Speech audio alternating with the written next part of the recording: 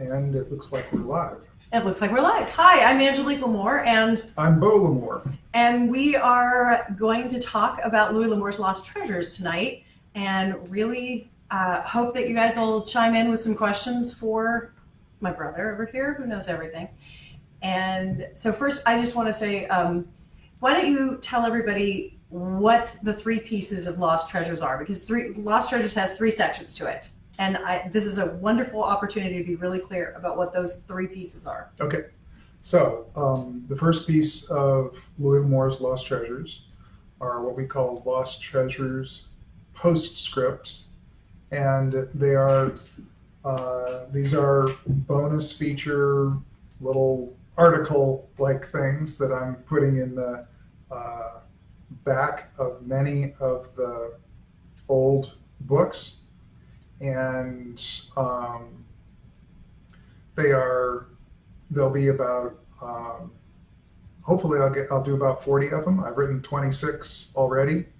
There are 8 of them already published that you could get at this moment if you wanted them. Did one come out today? One came out today. I believe Kid Rodello came out today. They are the story behind the story, and they're all somewhat different from one another. I'll come back to talking about those in a minute. But anyway, the first piece of LAmours' Lost Treasures are these Lost Treasures postscripts, which are the story behind the story that are in the old Louis novels and books of short stories. The second piece of LAmours' Lost Treasures are 2 books. They are new books. They are called LAmours' Lost Treasures Volumes 1 and 2. Volume 1 is out already. It's been out for almost a year. Volume 2 will come out next year. And they are works that Dad was not able to publish. So some of them are unfinished. Some of them are treatments, which are a description of a story that he would do to try and sell it to a movie company or to a publisher or something like that. Those are finished. And there's a couple of short stories in Volume 2 that are finished. I find them frustrating, somewhat fascinating and frustrating, because I want the rest of the story. At least I've only read Volume 1 so far, so I'm like, but what happened? Well, tough. I know. No. So it's hard. The other thing that Volume 1 and 2 have is, just like with the LAmours' Lost Treasures postscripts in the finished books, at the end of the fragment, I will go in and write everything that I know about it, and sometimes that includes how I think it would end, how Louis was planning on ending it, based on whatever notes I have or conversations that I had with Dad, or based on sometimes correspondence and things like that he left behind. He also had journals where he occasionally would talk about what he was working on. So I use all of those different things to pull together the story behind those unfinished stories, just like the story behind the finished stories that are in the postscripts. And so it gives us a little bit of a view of what was possible. And sometimes it's pretty clear. Yeah. I mean, there are some of them where not only are there several chapters, but there's also notes and a treatment and a whole bunch of stuff. In some cases, it's quite clear what he was intending to do. The third piece is a novel that I don't know whether I should say it was finished or not. It was basically a pile of chapters, and this was Louis's first novel that he was writing prior to World War II. And I have finished that and rewritten that, and hopefully turned that into as much of the vision of what I think he had for it as I possibly could. And that is called No Traveler Returns, and that book is out in November. So that's the the three basic parts: postscripts, Lost Treasures volumes 1 and 2, which are the fragments, and No Traveler Returns.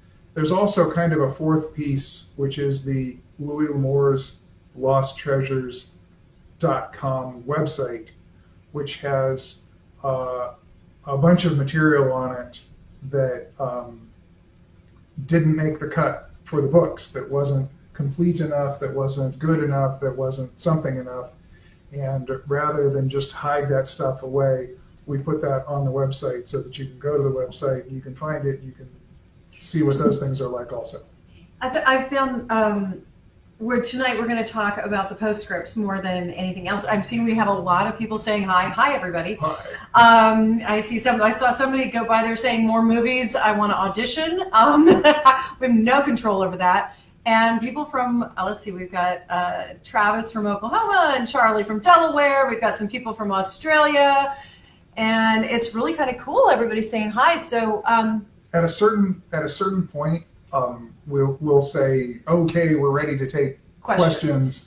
And then at that point, we'll start looking at what comes up. Because for right now, it's a lot of hi. A lot of hi. And so hi. So hi all over the world, which is really cool. Which is great, yeah. So when you started with the postscripts, because I just spent time reading all of them, right. All of the ones that are out right now. I kind of like, there's two things I want to ask. One is, how did you, do you feel like you found more of Dad's process in reading all his notes about each individual novel, knowing the novels as well as you do? Do you feel like you found more of the writer's process or more about him as a person? You mean one or the other, or you want the answer to both? I want the answer to both. Okay, yeah. I want the answer to both. I really do. That's good. So yeah, how he worked is pretty clear from once you get a look at all of these things. There are quite a few stories that he did a lot of prep work, and generally he would start off and he would take some notes, and sometimes those didn't have anything to do with the finished novel at all. Riley's Luck, for example, he wrote notes for that as if he was going to write that story as a short story. And the idea was that Will Riley, this slightly sleazy gambler, takes on this crippled orphan as a sidekick. And the kid grows older and older, and the crippled orphan has this talent of playing the violin. And he plays during Will Riley's card games. And he has a way of walking around behind everybody, seeing their cards. I know where this is going. Okay? That's so cool. And working the contents of their hand into the music. So this is the way their code. Right. Their code is not baseball things of like, So this is how Will Riley cheats. And eventually they come into conflict with one another. This kid starts feeling abused by the process and things like that. And one night when everything is on the table, he plays the wrong code, basically breaking Riley. Okay, so obviously that doesn't have anything to do with the novel. That's so fun. Like I can feel that coming out of Dad. Like that makes so much sense with his sense of humor and everything. And so sometimes it was a very accurate representation. Sometimes it was something completely different. This sketch that used these two characters in completely different ways. In that case, the only thing that really held over was the idea of a younger man and an older man and the title, Riley's Luck. Yeah. And and one other thing.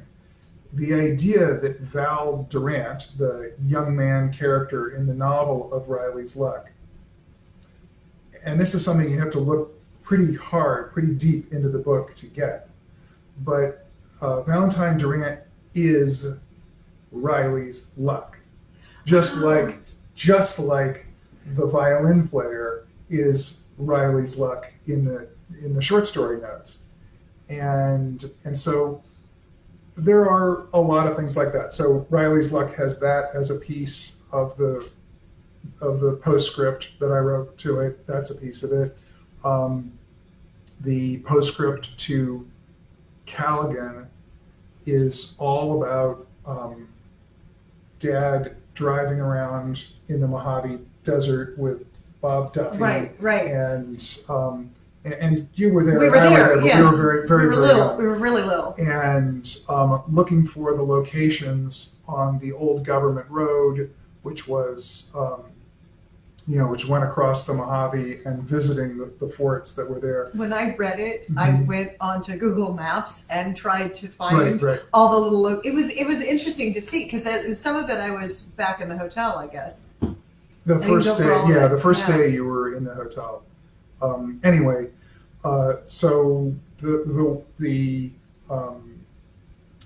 postscript to How the West Was Won is a lot about Dad. So How the West Was Won was not a novel that Dad thought up and came up with the idea on his own. It was a novel that was written for MGM to supplement the distribution of the movie. Right. And he never liked doing that, but he always convinced himself that it was going to be easy and worth it. And I had just been born, Right. and so we were really poor. And he thought, oh, I'll take that. And Mom tried to talk him out of it.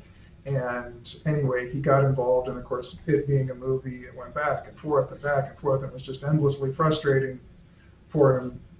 And there are, one of the questions you showed me earlier, and this will also have something to do with me learning about Louis personally.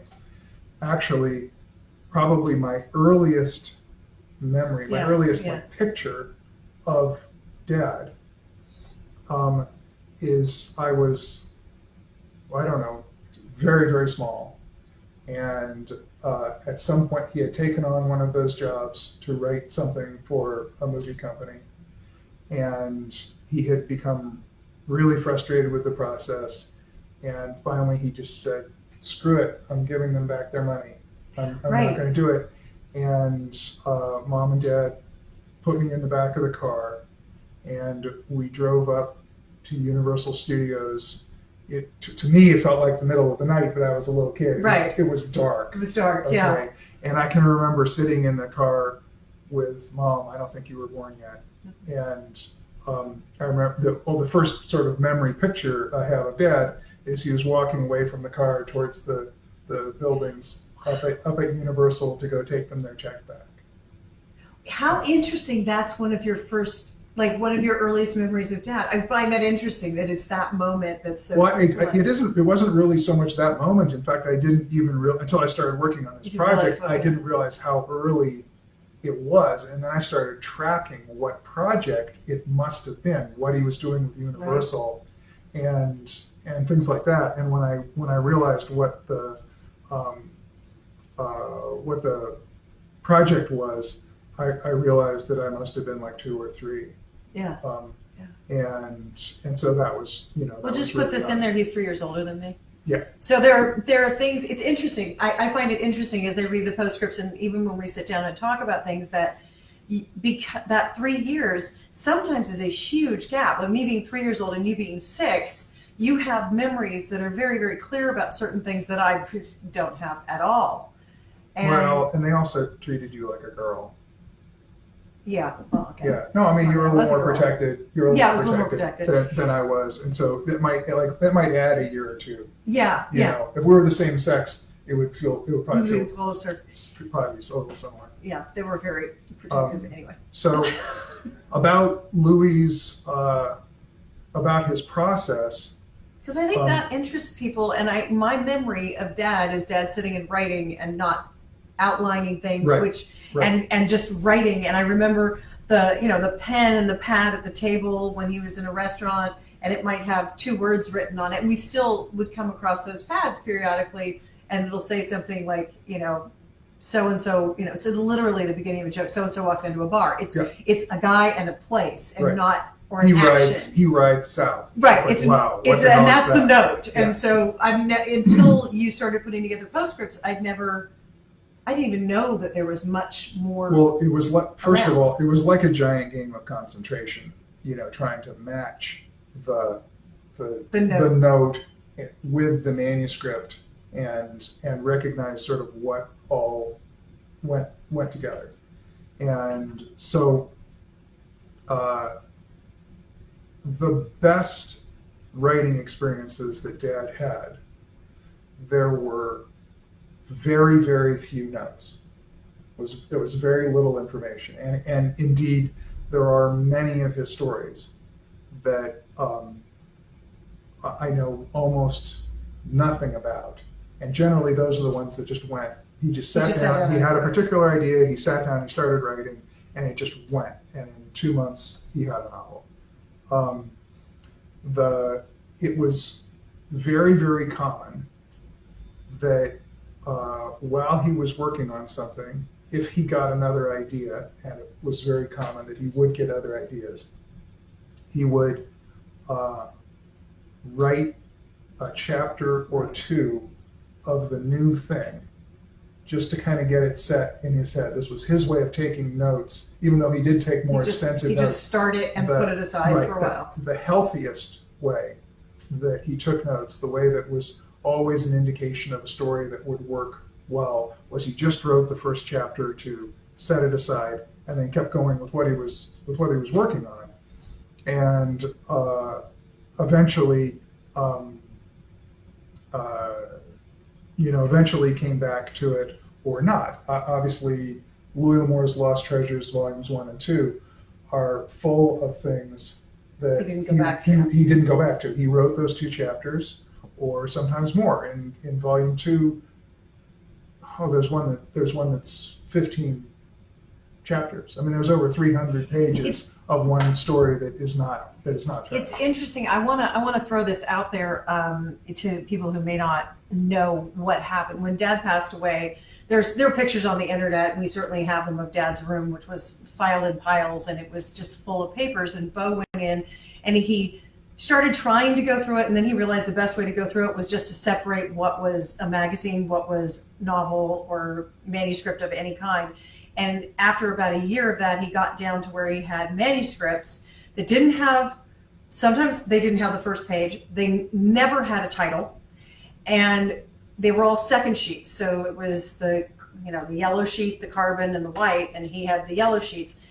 And we sat down at a dining table with all the novels in front of us, trying to figure out which book was which. And there were a lot of people working there. I was one of them. I came in towards the end. There were a lot of friends of Beau's and that came, and we just looked through everything. So this archiving of things, that's part of where you found some of those stories, because I know that one of those stories, the one she said start naked on a rock, is in Lost Treasures Volume 1. Right. I can't remember the name of it. That is the Trail of Tears. Trail of Tears. Yeah. And I thought that was a really interesting story, but we'll get onto that another time. But I think it's kind of magnificent that you could put together these boxes of notes that you had from his office with the right story, or the right timetable or something to be able to figure it out. You have to know the stuff really well, and there's still piles of things that I don't know what they relate to, but obviously, I would say the majority of stuff, I definitely, more than the majority of stuff, I figured out what it has to do with, and that's what this project is made out of. So why? Okay, so as far as the postscripts, because that's really what we're going to concentrate on today with this particular one. We're going to do 2 more, at least. She means we're going to do 2 more of these Facebook Lives, so we can talk about the other sections. Right. This one, the postscripts.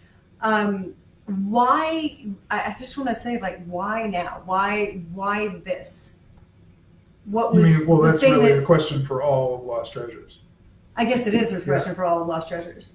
Okay, so it makes sense that we would have a novel come out. We haven't had anything come out for a long time. Right. And the bookstores and the publishers and everybody else are sort of like wondering if we're comatose or dead and buried. And Mom and I sort of hid this project away and For a long said, time. when the day comes where we have to pull a rabbit out of a hat and impress everybody, this is the last thing we've got that's impressive. I mean, it's more than a rabbit. It's like in the Rocky and Bullwinkle things when we pulled the rhino Right. out of a hat. It's Something really, really, really large coming out of that hat. This is a big project. This is Hermione Granger's purse that just expands. Yeah, no, it's so it's just, many bookstores have a limited amount of size. Right. Walmart in particular has a very limited amount of space. And if you're going to get into that space, you have to justify being there by Having something new. remaining current and having something that's exciting. And so we put it off until we needed it desperately, and now we're doing it because we need it desperately. I found that I remembered things that I read in the postscripts. There were things that I remembered that I didn't know I knew, that were familiar to me. And the one thing I was going to say is I want to ask the question that I think is probably on everybody's minds. Is there a postscript coming to Last of the Breed and the Walking Drum? There's a big long postscript for Last of the Breed. There's a big long postscript for The Walking Drum.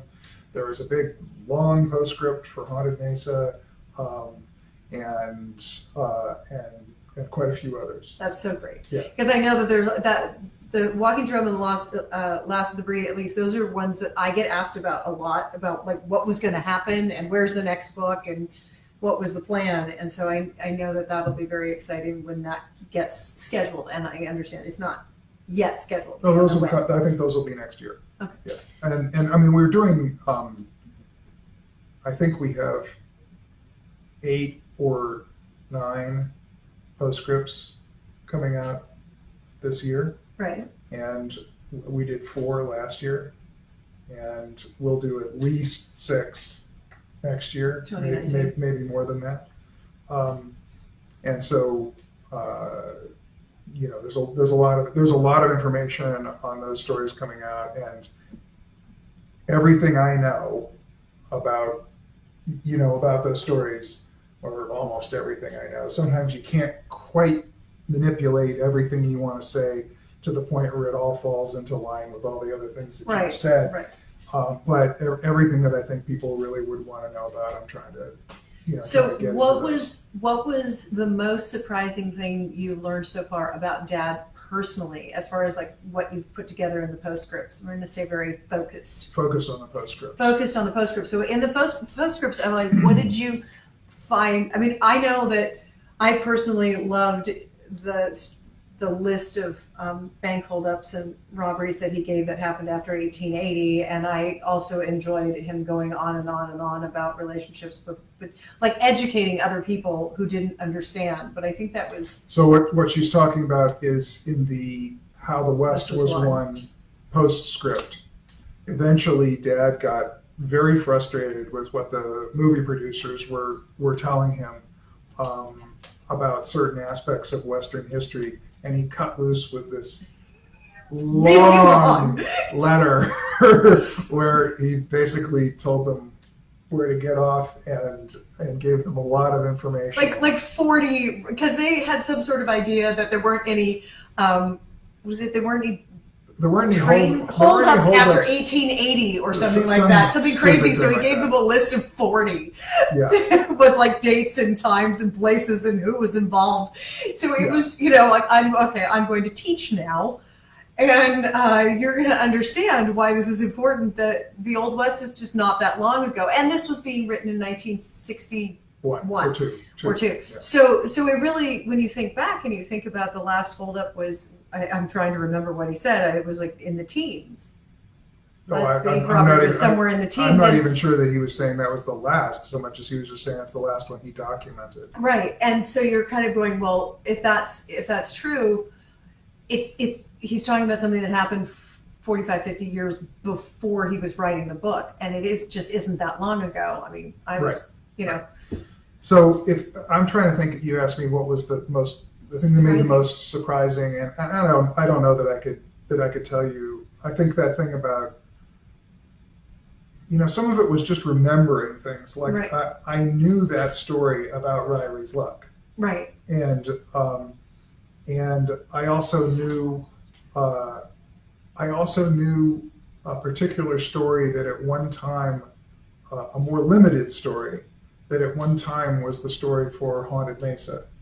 Mm. I mean, it's very much like what Dad did, but it's sort of a much more compact story. That's the And only book I know he talked about before he wrote it. I mean, people can read about this, but he talked too much Yeah. about it. And he kind of, Dad didn't like to know what was going to happen. And if he knew what was going to happen in a story, he started losing enthusiasm for telling the story. He wanted to be surprised, and he wanted to read it as he wrote it.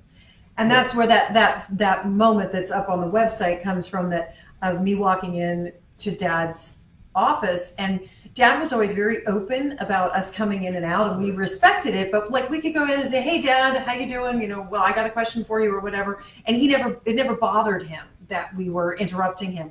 And this was the one time, and I was maybe 13, 14, 15 years old. He just went like this. I'm trying to find my hand. There we go. He just put his hand up like this, and I just sat down. I didn't move. I just was like, I'm not moving. Dad's never done that. And that was when he came out, and he's like, I said, "What's going on?" He said, Barnabas Sackett fell asleep in a hull of a ship, and the fire burned down. And when he woke up, there was a crocodile looking at him, and I had no idea how he was going to get out.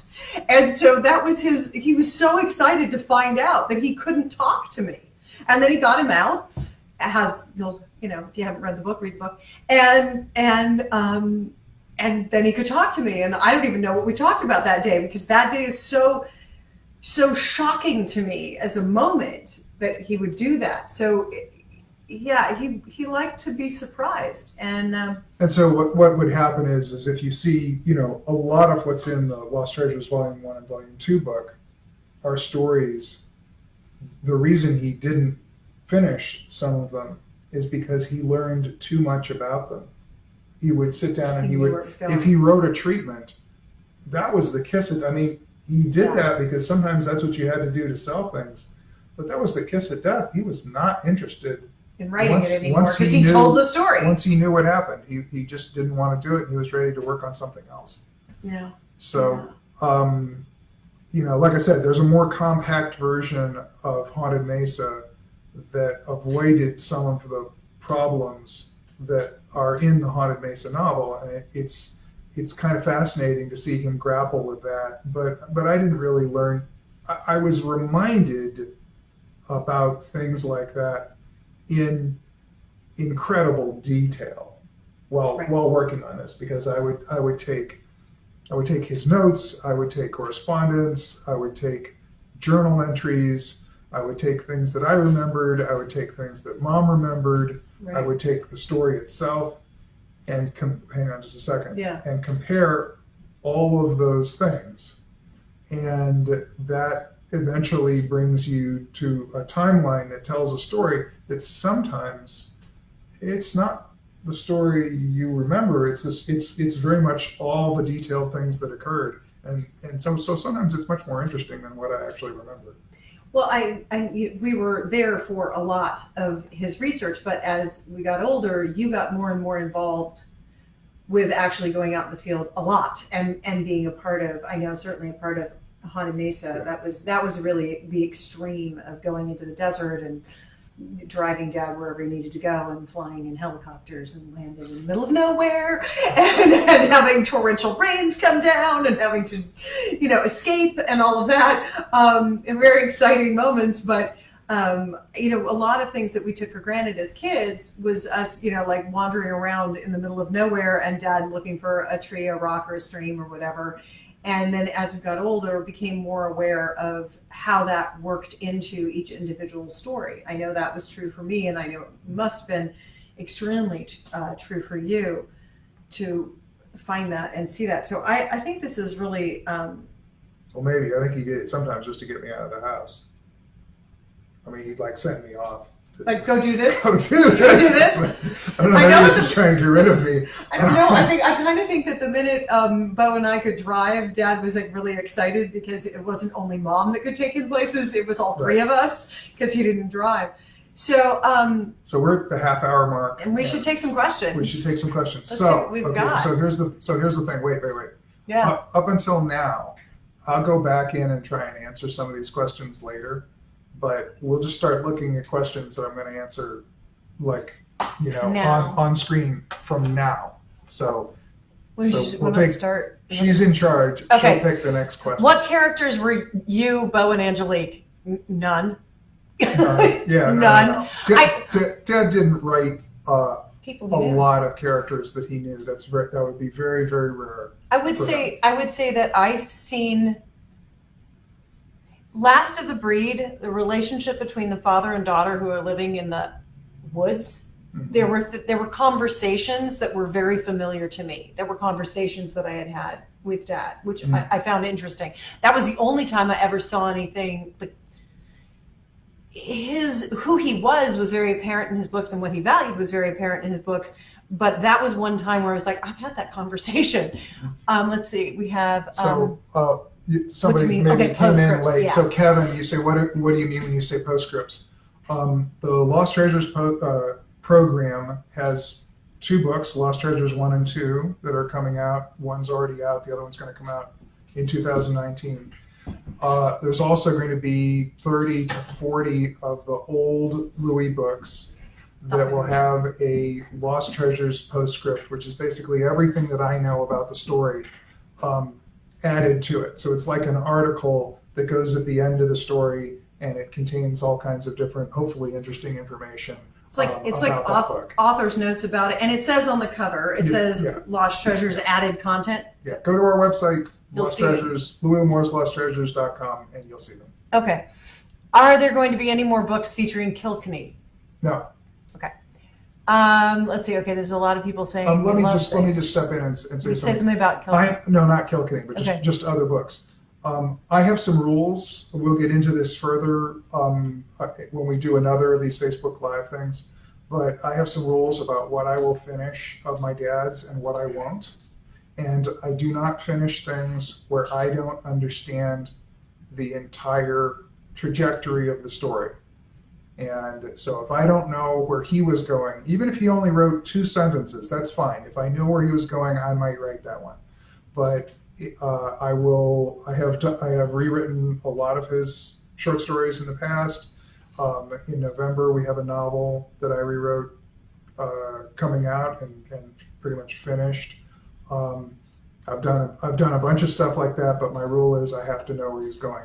The Lost Treasures bonus feature postscript of Kilkenny, which is coming out pretty soon. Right. Okay, does have some unfinished Kilkenny stories in it. I will not finish them because I don't know where Louis was going with them. Okay, so let's see. We have Eric Hankins is saying any movie talk. No, and you don't believe me with Hollywood. You don't know anything about anything until they actually finish the film. So thinking about something before it's made is just completely a waste of time. Wait a second. Jim Johnson says my grandmother was your dad's second cousin. I have to think about that for a second. I don't know, but I don't know. let's see. Okay, so I wish I could get audio dramatizations for my Android tablet. I don't know. Talk to Random House. I got to talk to Random House about you. Got to will Flip be made into a movie? We don't know anything about movies. No, it's if something has been purchased, I could say it's been purchased, but I mean it's completely meaningless until they spend the first $1 million on it. I'm not kidding. The day they start shooting, you might be able to pretend like there's going to be a movie in 6 to 9 months. But I worked in that business forever, and it's just don't even think about it until it's already happened.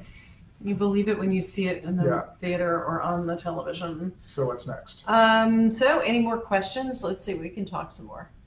We'll chat some more. Okay. Yeah. So there's more movie talk. Right. We can't tell you about movies. Sorry.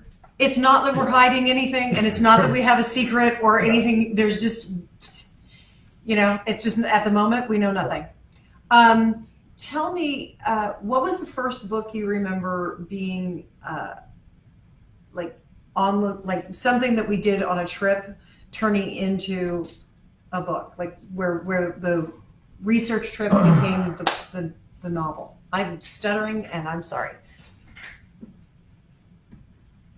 Yeah, I don't know about that. It might be, I mean, one I can pick out because I can tell you that, like, yes, this one, but Right. I probably could remember something else if I really strained at it, would be Treasure Mountain. We were around Treasure Falls. We were up in the La Plata Mountains and things like that. So I remember being around for a lot of that stuff, but I don't know.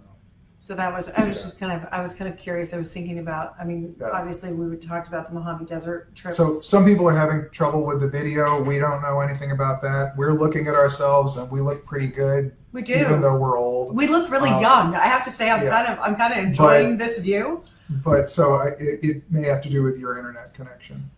Yeah, I'm hoping it doesn't have to do with ours. Yeah. So we're still really, interested in people asking questions. So let's see, what else did I want to ask you about today? I'm going to look on my notes because I have notes. I have more notes. What do you think for people who are writers and the value of the postscripts for someone who's writing, or the value of even Lost Treasures Volumes 1 and 2 for someone who's truly learning how to tell a story and how to write themselves? Well, the big writing lesson of all of Lost Treasures is even a really powerful, creative writer who is very successful with virtually everything he does is going to generate a lot of waste heat. There's going to be all kinds of stuff that you don't finish. You know, just get over the idea of thinking that everything that you start writing is going to turn into gold, because it's just not.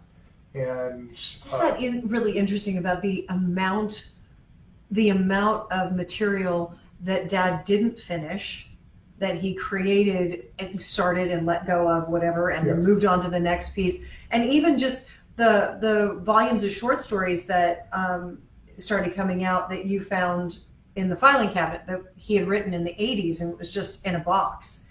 And that was a lot of material that we had no idea. that was material that was written quite a bit earlier than that. Oh, it was earlier than that? Yeah. Okay, I thought it wasn't. Yeah, no. So he wrote a lot of stuff, and for somebody who's a writer, you know, have humility about yourself and recognize you're going to create a lot of things, and a lot of things won't work. You know, I find it interesting that with three books a year that he tended to publish, he still had time to write. He wrote more. He wrote even more. He wrote even more. Okay, so let's see. I'm just looking to see if there's anything else. Oh, someone's sitting at the Strader. Hi. Okay. I'm looking to see. Is there an Old West town out there, West themed after or made by your dad? No, there is not. There is some information on the LouisLamours.com website about that. And there's a whole bunch of artwork for the town that was not built on the Lost Treasures website. So you can go there and hunt around and at least see what was sort of planned. Yeah, that's somebody else is mentioning it was going to be called Shalako. So let's see. I'm sorry. There's a lot of things going by, so it goes by really quickly and then it moves. Manuel Silva, I also like the way Dad wrote women. Gotta say. I like that. I like the way he wrote women. I like the way Shakespeare wrote women. Let's see. I'm just going to say, so there we go. May I ask if the process of developing the postscripts brought the next segment of your father's biography closer to being developed? Yes and no. This is definitely a part of the biography. Like all of this information that is in Lost Treasures comes out of the work that I've been doing to prepare for a biography. Right. And when I started trying to figure out how to do that, I always wanted to include a lot of things about his career, but I didn't know how to do that without making the biography completely lopsided and have too much, you know, if a manuscript has if a sandwich Right. has 2 pieces of salami and half a pound of mayonnaise, it's not Right. a good sandwich. Right, no. So too much information about his career was not going to be good. But I really wanted to do that, and so the Lost Treasures project, all of it together, is sort of a professional biography. And so when I go on to write the next piece of the biography, it's going to be much more about his personal life. His growth, his education, Yeah. himself, Yeah. what he was doing, So where he this was. allows me to just skip most of the professional stuff. Is your plan still to sort of end that biography with us?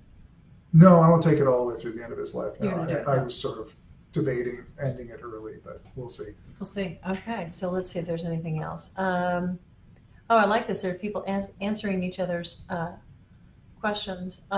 Bruce Haskins says, "How did Mesa was such of a different genre?" Yes, Yeah, definitely. a thing about that.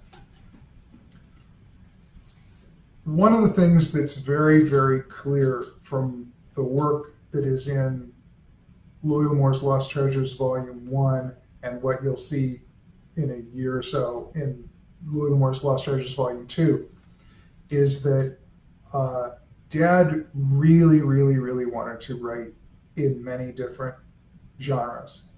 And after he had been writing Westerns for 8 or 10 years, he wanted to branch out and do other things. And the publishers basically told him, forget it, don't try that. And many publishers turned him down. It's not commonly known, but The Walking Drum, which came out in 1984, was actually written in 1960, and nobody would touch it for Right. 23, 24 years. And he couldn't sell it anywhere to any publisher. And he always wanted to do other things. And so a lot of the struggle throughout his life, throughout the part of his life that we shared, was Dad trying to expand the Western genre and expand his fan base in different ways, so that he eventually could write things like Haunted Mesa and Last of the Breed, Right. and sell The Walking Drum. And so Yeah. that's, if there's one big overarching story in all of this, it was about his breaking away from what people were telling him he could and couldn't do. It's interesting. My image of it is, of course, in the Pulp Magazine days when he was selling short stories, he was writing everything. He was writing stories about boxers and detective stories and South Sea adventure stories and Westerns and everything. And then he had this success with the Westerns, so he kept writing Westerns, and then they wouldn't let him not write Westerns. But a good story is a good story. But it took time for him to. I just it's kind of like the guy who told him he'd never sell a Western by a man named Louis L'Amours, and then there came the point where they wouldn't sell anything else by a man named Louis L'Amours, except eventually he managed to push those I want boundaries. to catch up with these. Yeah, let's see. It said, didn't he want credit for the Hopalong Cassidy books? That's a really complicated question. He originally was told he wasn't going to get credit for them. They made him utilize a different name because that tended to be what the magazines like to do, so they could get rid of authors if they needed to and replace them with other authors. And then he had a personality conflict with one of the editors at the magazine that was doing Hopalong Cassidy. And I think that most of his aversion to Hopalong Cassidy was just his irritation with that guy. And it was kind of like, oh, don't tell me about that. I don't want to think about that any longer. I don't like that guy. I don't like anything about it. So I'm just going to make it disappear from my mind. So there you go. So there you go. We had a couple more. Have you read all of them? 5 or 6 times like me? That was up there. I wrote down a couple. Yeah, I've read more than you'll ever read. And I'm still catching up. Hang on. So, can we just this? I don't know if we can go back, Yes, but yes, I wrote yes, down yes, a yes, couple. yes. Oh, yeah, no, we we can. can't. We can't go back. But I have a I will go back through these and try and answer as many as I can as soon as we're off the So I air, have- so to speak. I have a couple. One question was long periods of writer's block. Dad didn't believe in it. I would say the only time I ever saw him with writer's block was on Haunted Mesa. Yes. And he had some big problems with that. He was not ready to write it. He had talked about it too much. Yeah. And there's a lot more information about that in the postscript I to remember Haunted Mesa, which you'll be able to read next year. him first telling me about that story when I was 14, and I don't remember the year it came out, but I was a lot older. It was yeah. I was a lot older.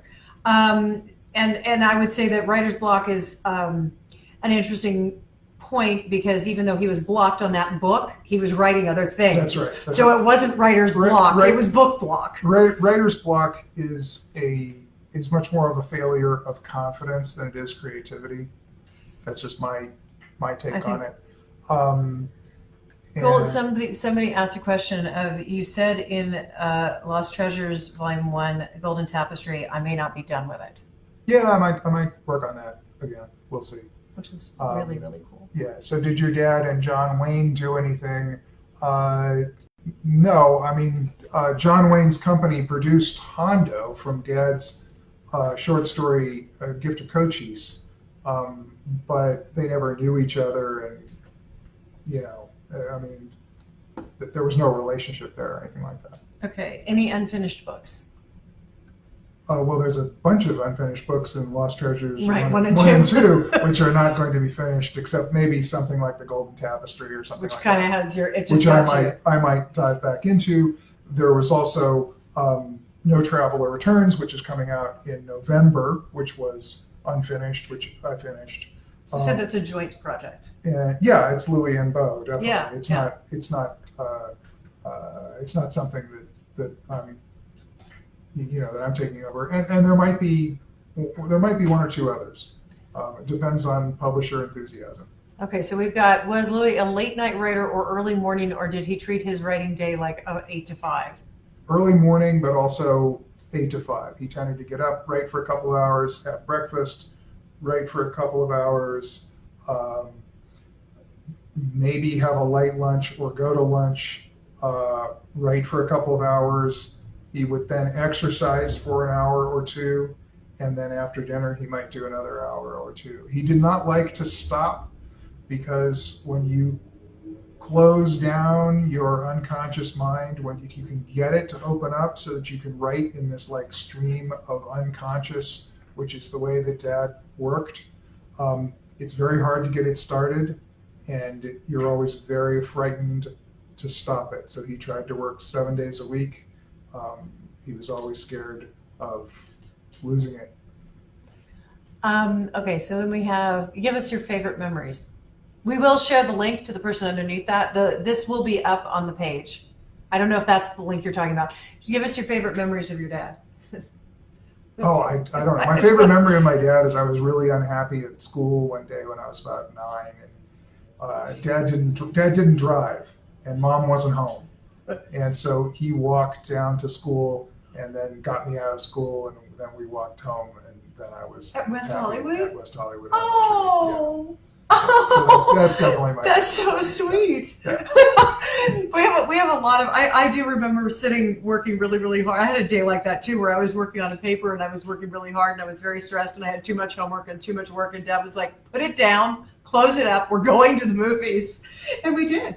All four of us just like, Angelique, you're done doing your homework. Put it away. You're going to the movies.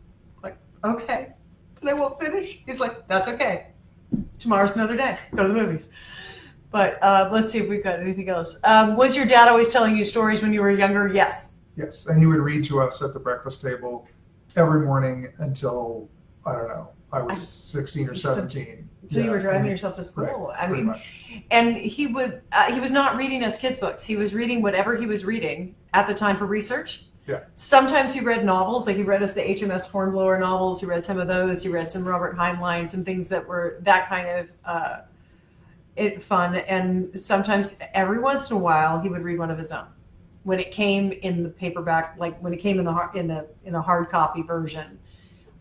Sometimes he would do that. I'm trying to remember. I'm which looking one. at some of these questions that I can't make heads or tails out of, and I have to say when I go back through and try and answer them, if you asked a question that I can't make sense of, I'm sorry. Did your father, okay, we got like 11 minutes. Did your father actually go to most places he wrote about? I wouldn't say that he went there. A lot of times he had been there. He tended to write about places that he had visited at one time or another. One thing that I definitely need to say about that is the whole issue of everything in a Louis L'Amour book being factual has been way overblown.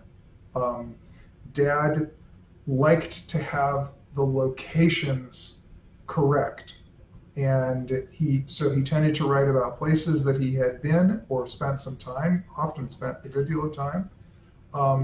He worked very carefully with topographic maps and things like that, but at the end of the day, he was an entertainer, and he wasn't making so much money that he could afford to go back and check every detail before the book went into the mail and go to the publisher. So one of the things you have to recognize about Louis was we were always, Dad made good money, but he didn't make a lot of money until maybe the last 8 to 10 years of his life. And so if he wrote 3 to 4 novels a year, which is incredible, we got to live like a pretty comfortable middle-class lifestyle. In the early days, well, let's put it this way, from the beginning of his career to the end of his career, he made somewhere between 1 and 15 cents a book. So he had to work very hard. Let's just say writers don't make a lot of money writing unless they sell a lot of books. Right. Okay, so let's get another Okay, question. so we got another question. I've got, This was kind of interesting. Did your dad correspond with H.P. Lovecraft and Robert E. Howard during his pulp days? Did he ever attempt a story about, and I have no idea like what that Cthulhu mythos, I know You all go with that that is. Okay. Yeah, no, he didn't know that. He did not know those guys, although like Robert Howard, he did come from the Midwest or spend a lot of time in the Midwest. Dad was friendly with Irving Stone, Aldous Huxley, Ray Bradbury, probably Ray longer than anybody, but they didn't correspond with, none of those guys corresponded with one another. Dad knew Ray because neither one of them drove, and they would always run into each other walking around Los Angeles, and then sometimes they could convince themselves to share a cab to get where they were going. So anyway. And then one of them was, what is your funniest trip with your dad? Oh gosh, I have no idea. Don't know how to answer that one. I wish I did.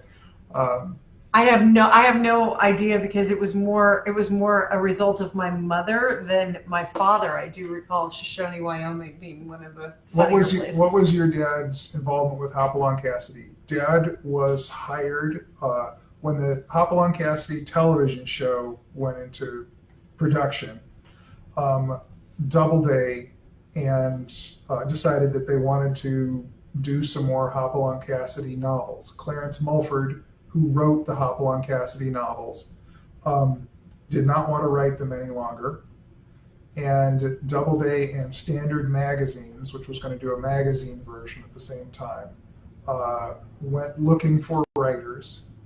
And Dad's name came up, and Clarence Mulford chose him to write the last 4 Hopalong Cassidy novels. Is there any more material on the Sacketts?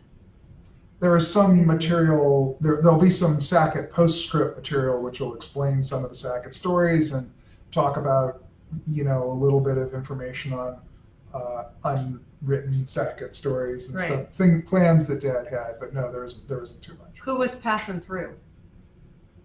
Passing through was just a guy, but a lot of fans have got this right. I've gotten fan mail about this. at one time, Mr. Passon was a Sackett. I believe Yeah. Mr. Passon may have been Nolan Sackett briefly, but then for some reason, Dad decided to separate it from the And not rest have of it. the Sackett continuum, and he didn't stick with that. With that I remember particular having a idea. conversation with Dad about why all his heroines were brunette, because I was a blonde as a kid, and I kept feeling like I was being left out because all the blondes were kind of evil. And then he wrote Passing Through, and I couldn't quite figure out how to take that blonde. I was not really sure because she's kind of Beau, interesting. in your research for Lost Treasures, did you discover anything that surprised you? In the next Facebook Live that we do, I'll talk a lot more about Lost Treasures Volumes 1 and 2, and I'll try and get to that particular back to that particular subject.